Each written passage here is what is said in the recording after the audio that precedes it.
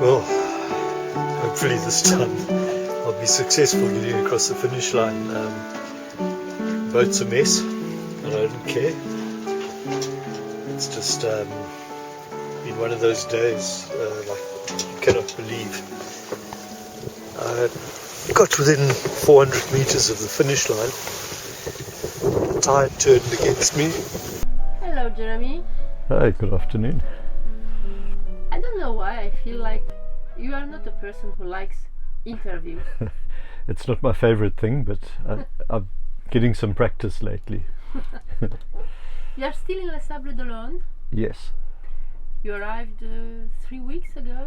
No? It's just more than a month now. Really? Arrived on 9th of June, and today I think is 11th or 12th of July. How do you feel? I'm really enjoying being here.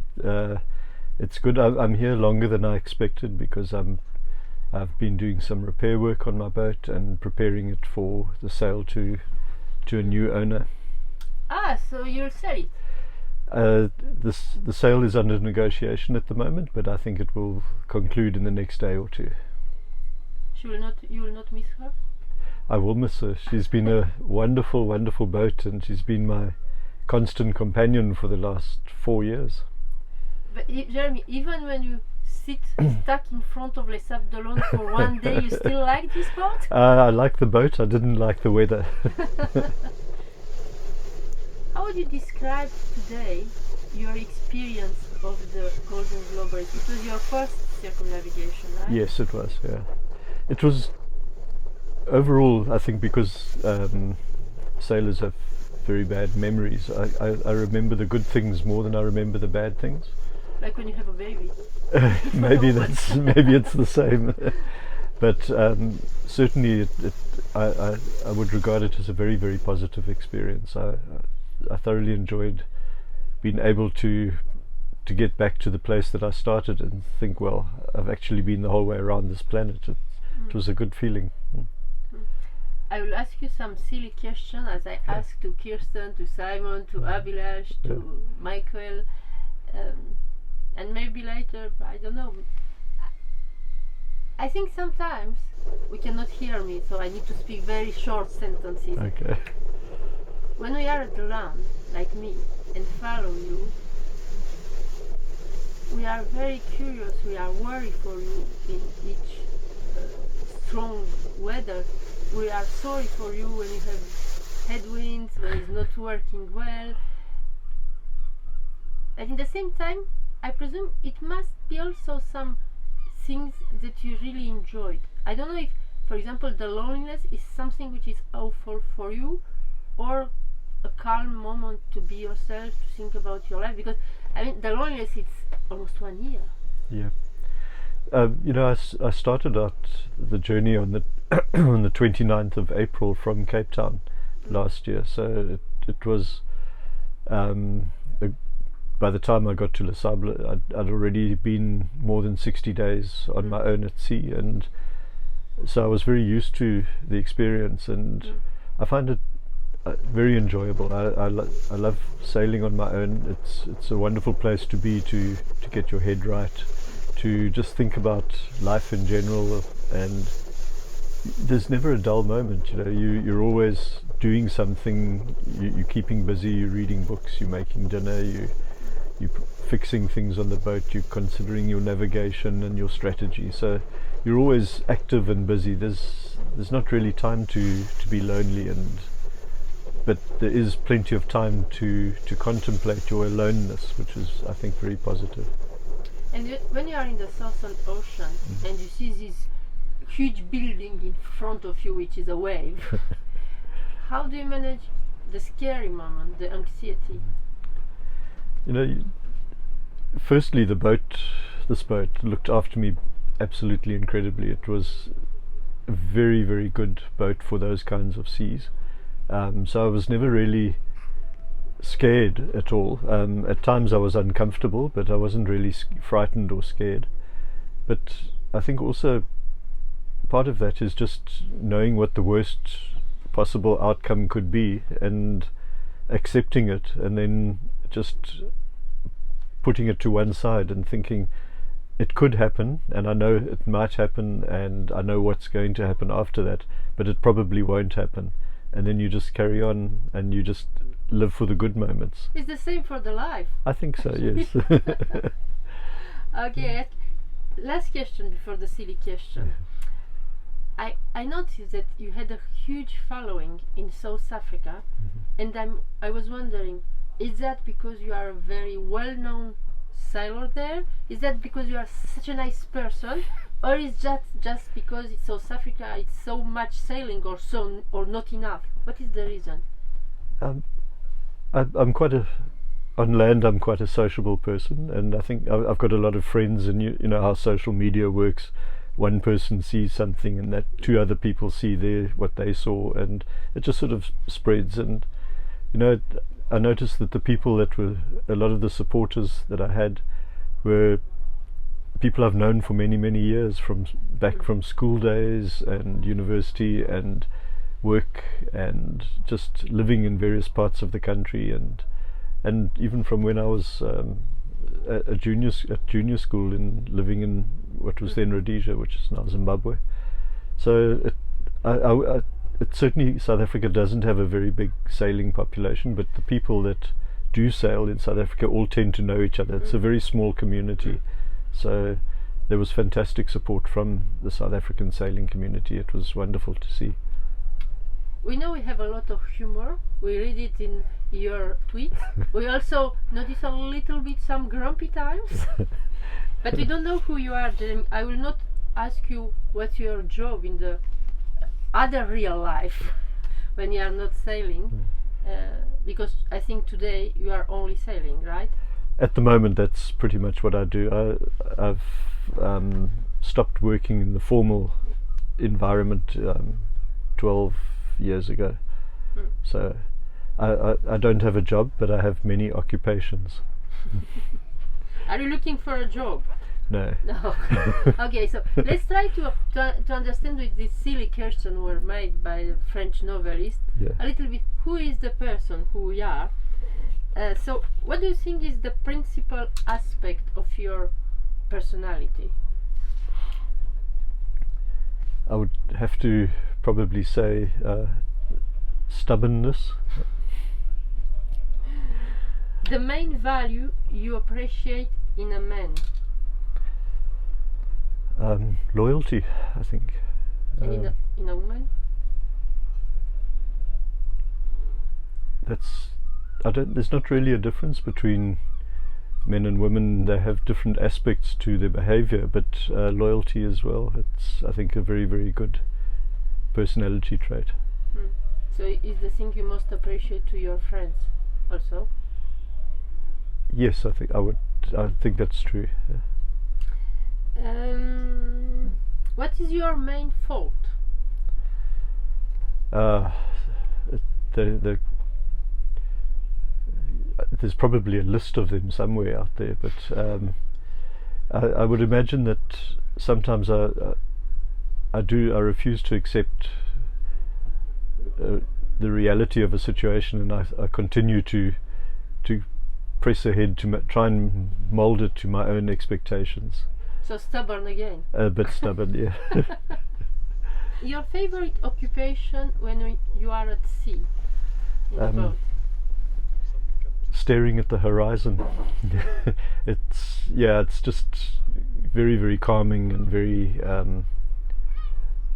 centering. I like doing that.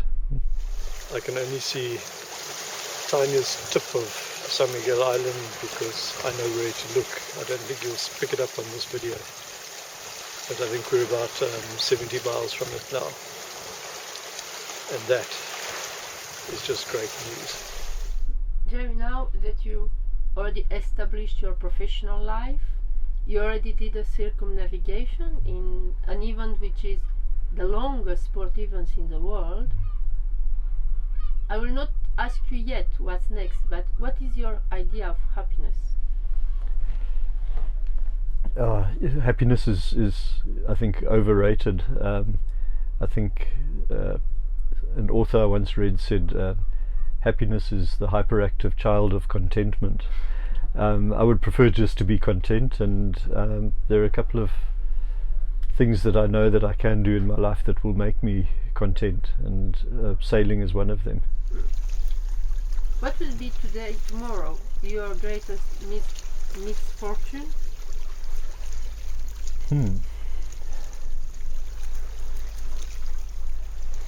I don't think I have any misfortunes. I regard myself as a very fortunate person.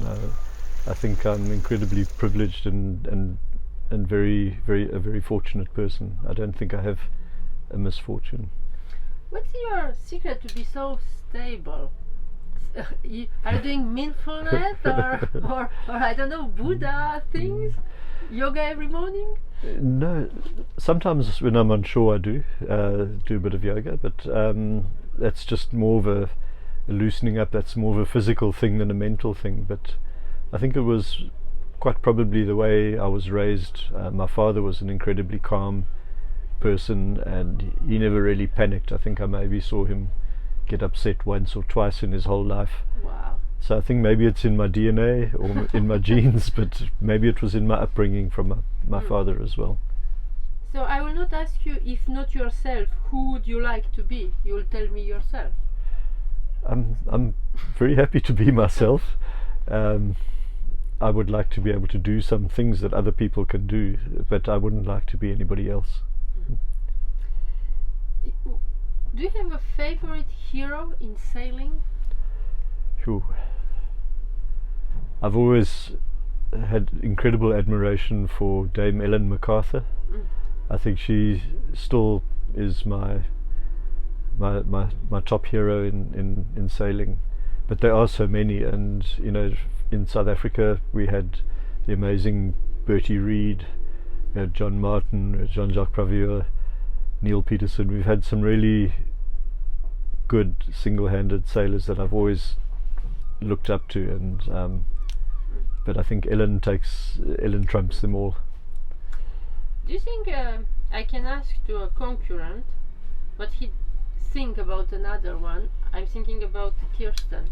You are both from South Africa. How did you feel to compete with Kirsten in Australia?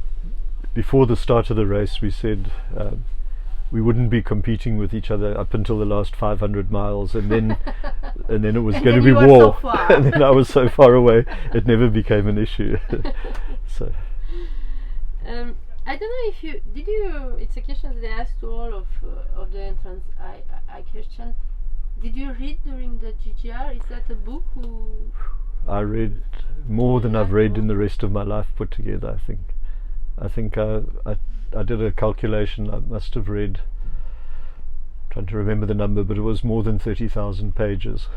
Really? Yeah, it was a lot. Is that one book that you, when I ask you the question, that you remember from all these books and pages during the GGR, the first one who come back in your mind? I have a book that I probably read every time I make a long passage on a boat, called Shantaram, by Gregory David Roberts, an Australian author, and it's a really big book. It's incredibly well written, and every time I read it, I get something new out of it. So that would probably be. It's a sailing book or a novel? No, it's a novel. Okay. Yeah. About what? It's about life. the criminal underworld in Mumbai in India. Okay. Yeah, in a nutshell. What is your most emotional memory from the trip? You know, there was some very special moments, but one that really sticks in my mind was I had 3 very unusual dolphins that I met for the first time near Snares Island. They're called southern right whale dolphins, and they've got beautiful colouring, but they are quite unique. They don't have a dorsal fin, and I can't be certain, but 3 of those types of dolphins visited me at least once a week, from all the way from the southern end of New Zealand all the way through to Cape Horn, and it was just beautiful. I used to look out and wait to see them, and it was a real emotional moment when I saw them every week. Last 2 questions. What was your favorite food and drink during the during the voyage? I know you had no food anymore. You had no food anymore when you came back. But when you had enough food on board. When I had lots, my favorite food was. I used to. It depended, if I was in hot weather or hot climate or in a cold climate. Because in the hot conditions, I would like to make a couscous salad with some smoked mussels and some apricots and some things like that, just something nice and fresh. But in the colder weather, I liked something with rice and stew, with vegetables and a kind of stew I found at one of the supermarkets in Les Sables, a whole range of different regional meals that from all around France they had. So I took a selection of them, and some of them were really, really good. How would you wish to die? That's not for publishing. No, you don't want to die. I would just prefer to disappear quietly and not have a fuss at all about anything. What is the thing you hate the most?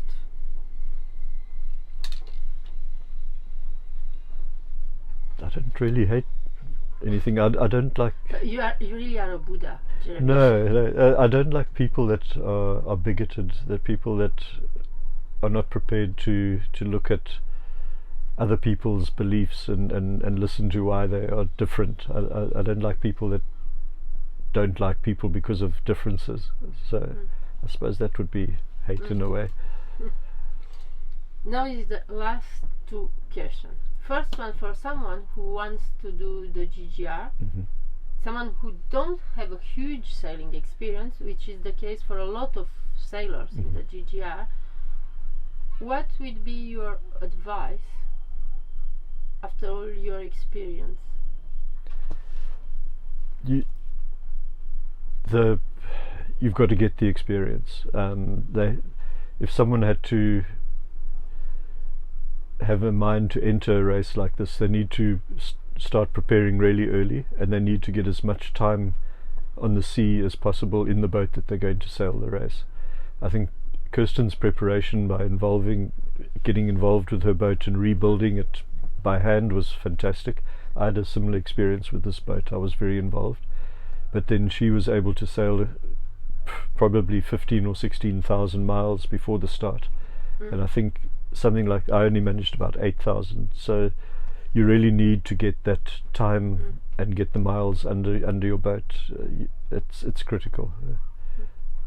What is the most useful thing in your boat during how many months did you put? 9, 10? 9. 9 months. Well, everything is useful. You don't take anything with you that's not useful. In fact, most things have more than one use. But I guess if I had to say, the most useful would be the sextant. That enabled me to find out where I was every day, and that was like twice every single day, just to find out where I was.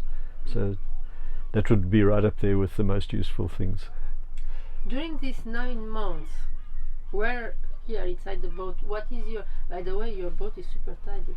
I always thought, you see, as we are, I was thinking, the boat of a man who sailed around the world, it should be very messy. And it's absolutely super clean.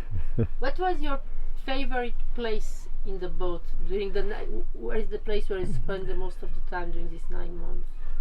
When I had before my spray dodger got damaged, I would spend most of the time sitting up on the companionway. I've got a special seat there, and I would sit there with the spray dodger over me, and I could keep a lookout forwards, I could keep looking backwards, I could just it was comfortable, but I felt that I was in touch with the environment, with nature.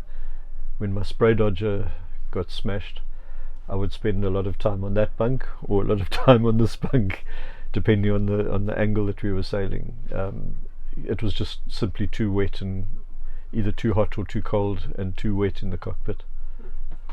What is the question you would like me to ask you and I didn't do? This is the last one.